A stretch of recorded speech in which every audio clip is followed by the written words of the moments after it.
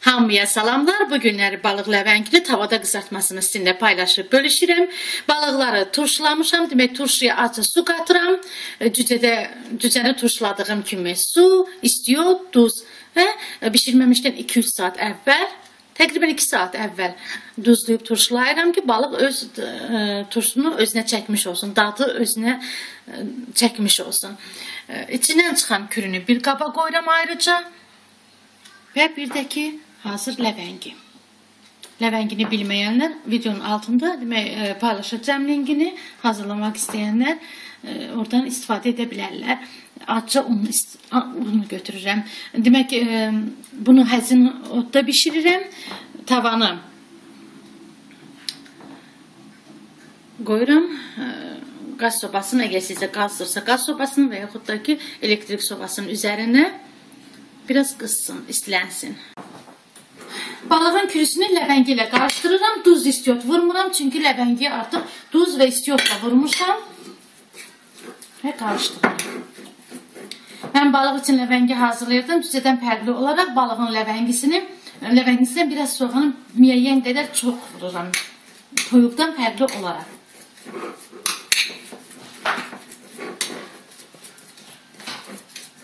Yaxşı qarışdırıram. Belə hazır qarışdırdım. Balığı çox turşu vurmuşam. Yəni də üstündən turşuları silirəm. Tavada qoyanda yanmasın. Hazırladığım kürlü ləbəngini balığın içərisinə qoyuram. İçərisindən də turşuları silirəm.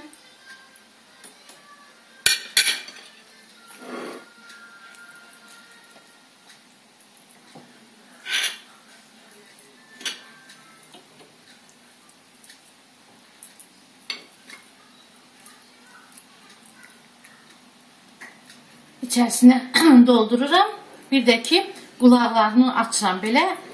Biraz da qulaqlarının içinə ki, dadı yaxşı olsun. Adətən balaca balıqların baş hissəsinə qoyulmur.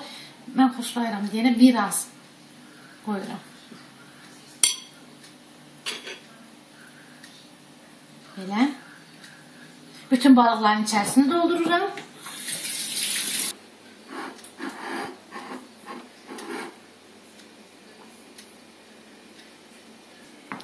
Tavaya kərə yağı əlavə edirəm.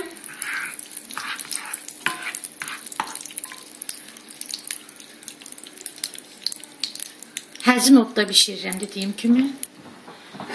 Balığın üzərinə azca un səpirəm, çox az. Düz şəkildə qoyun bunu.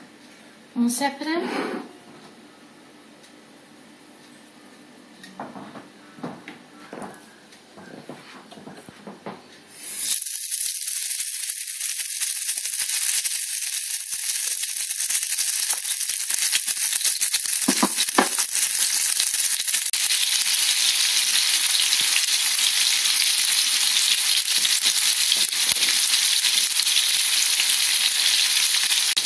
Balığın bir üzü qızarıb, ehtiyatla çevirirəm.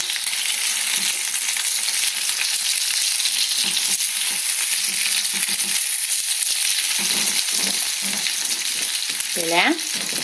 O birlərini də ehtiyatla çevirim.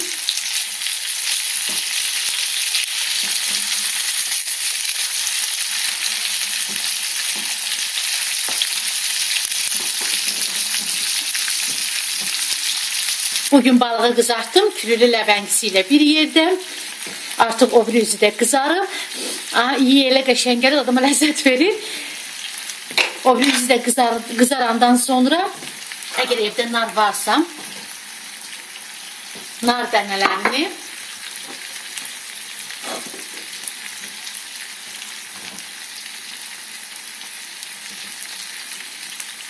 üzərinə səpirəm.